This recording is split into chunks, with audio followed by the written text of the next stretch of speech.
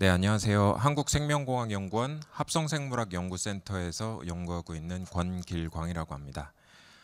제가 오늘 말씀드릴 주제는 요즘 바이오 분야에서 가장 핫한 키워드인 합성생물학과 바이오 파운드리에 대해서 간략한 소개와 이게 왜 필요한지 그런 것들에 대해서 간단하게 말씀드리도록 하겠습니다. 먼저 여러분들 4차 산업혁명이라는 단어는 한 번씩은 들어보셨으리라 생각이 되는데요.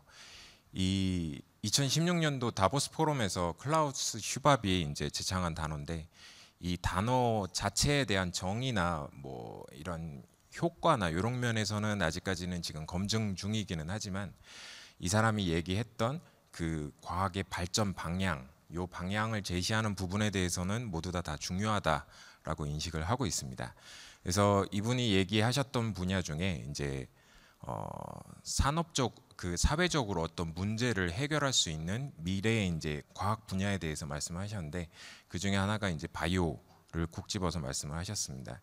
이 얘기가 이제 바이오가 뭐 유전자 이제 분석이나 아니면 합성 아니면 AI와 아까 말씀 그 전에 발표하셨던 AI와 연계해서 이런 다양한 과학기술 분야의 융합을 통해서 여러 사회 분야에 적용될 수 있음을 이제 예측을 하셨고요.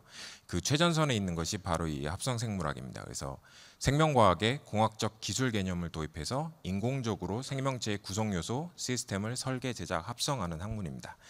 그래서 제가 여기 공학적 기술 개념에다가 이제 색칠을 해놨는데요.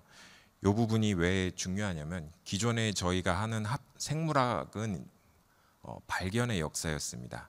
그래서 맨 처음에 생물학의 시작은 이제 얀센과 레베누크가 현미경을 발견해서 그걸로 눈에 보이지 않았던 그 생명체들을 보는 것부터 보통 시작을 하는데요. 여기에서 300년이 지나고 1953년에 왓슨이랑 크릭이 DNA 이중 나선 구조를 밝히게 됩니다. 그래서 이제 비로소 생물학자들이 이 생물이 어디에서부터 시작되는지 그 시작점을 알게 되었습니다. 그리고 50년이 지나고 2001년에 인간 게놈 프로젝트가 완성이 됐었는데 이렇게 20세기까지는 생물학은 전부 발견의 역사였습니다. 왜 이렇게 저희는 주구장창 발견만 하고 있을까요? 그럼 바로 생명체의 복잡성에 있습니다. 그래서 간단한 사이즈 비교로 이게 여러분들의 모발이고요.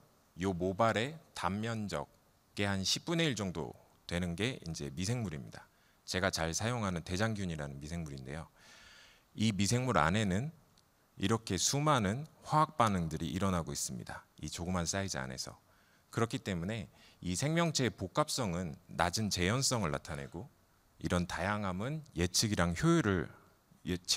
대한 효율성을 떨어뜨리고 그로 인해서 저희는 표준화를 할 수가 없었고 그래서 공학적으로 설계를 할 수가 없었습니다. 그래서 이제 합성생물학자들은 요거를 좀 해결하기 위해서 우리가 어떻게 하면 발명을 할 수 있을까? 발견해서 발명으로 넘어갈 수 있을까? 그래서 이제 맨 처음에 시도한 것이 생명현상의 단순화입니다. 그래서 마치 레고 블록을 이용을 해서 조립을 해서 결국 최종적으로는 차도 만들어낼 수 있는 것처럼 우리도 가장 기본적인 레이어부터 점차 적층시켜 나가면서 고도화를 시키자. 요게 이제 기본적인 전략입니다. 그래서 저희가 이제 가장 베이스로 가장 제일 밑에 기초로 삼고 있는 것이 바로 이 DNA 유전자 부분입니다. 그래서 유전자는 이렇게 ATGC 이렇게 네 가지 구성 성분으로 구성되어 있고요. 요것들이 일정한 순서를 가지고 이중결합으로 이제 형성이 되어져 있습니다. 이때 이 순서가 굉장히 중요한데 마치 컴퓨터에서 저희가 프로그램을 만들 때 사진법을 이용해서 만들어내는 경우들도 있듯이 이 자연에서는 이 사진법을 이용해서 어떠한 정보들을 저장을 하고 있습니다. 그래서 간단한 예로 이제 DNA에서부터 저희가 생물 현상을 나타내는 단백질까지 만들어내는 요 일련의 과정들을 센트럴 도그마라고 하는데 이 센트럴 도그마를 쉽게 축약해서 DNA에 있는 정보를 디코딩해서 이제 프로틴을 만들어내서 워킹을 시킨다. 이런 식으로 단순화시킬 수가 있습니다.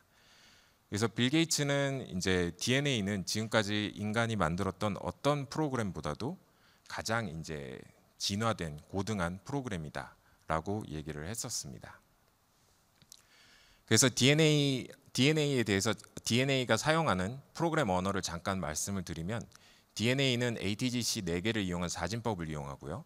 요거를 이용해서 이제 단백질에 있는 아미노산 20개를 만들어내야 됩니다. 근데 이 20개를 만들기 위해선 사진법이나 혹은 2개씩 묶어서 하는 4의 제곱 16진법으로는 요거를 만들어낼 수가 없습니다. 그래서 자연에서는 이렇게 3개씩 묶어서 4의 3승 64진법을 사용하는 RNA 코돈을 이용을 해서 단백질을 만들어낼 수가 있습니다. 자, 이제 여러분들은 이렇게 자연에서 사용하는 프로그램 언어를 알았습니다. 그럼 그 다음엔 무엇을 해야 될까요? 코딩을 해야 됩니다. 그래서 이 코딩을 어떻게 하냐? 이것도 역시 자연에서 그 답을 찾을 수가 있습니다. 그 1965년도에 노벨상을 받으신 프랑스어 자콥이라는 과학자분께서 자연계에서 최초로 오페론이라고 하는 자연의 모듈을 발견을 했습니다. 그래서 이분이 대장균에서 맞는 사실은 코끼리에서도 맞는 사실이다, 이렇게 말씀을 하셨어요.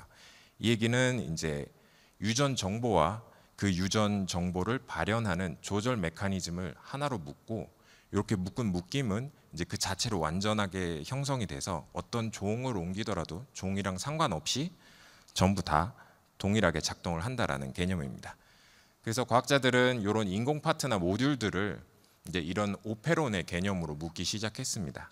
그래서 예를 들어서 저희가 이제 뭔가 발현하고 싶은 단백질이 있으면 그 단백질의 정보, 그리고 이 정보를 발현하라고 얘기하는 서열, 그 다음에 종료하라는 서열, 이런 서열들을 이용해서 레고 블록처럼 꼽아서 이렇게 오페론 단위로 움직일 수 있게 만들기 시작했습니다. 그래서 이렇게 만들어진 바이오 모듈 가지고 이제 무엇을 하느냐? 요 다양하게 만들어진 바이오 모듈들을 이용을 해서 저희는 그 수치나 세기를 측정을 할 수 있고, 이렇게 측정이 된 애들을 통해서 정량화가 가능합니다. 이렇게 정량화가 가능하면 이것들을 통해서 저희는 예측 가능하게 되고요. 이게 무언가가 예측이 가능해지면 우리는 그것들을 설계를 할 수가 있습니다. 그래서 하나의 예로 셀로라는 프로그램인데, 이 셀로라는 프로그램은 이제 모듈들을 집어넣으면 거기에 따른 이제 세기들을 예측해주는 프로그램입니다. 이런 식으로 이제 기존 생명과학이 복잡한 생명 현상을 발견하는 것에서 벗어나서 이제 합성생물학을 통해서 예측 가능하게 설계하여 공학적으로 이용하는 것을 시작을 하고 있습니다.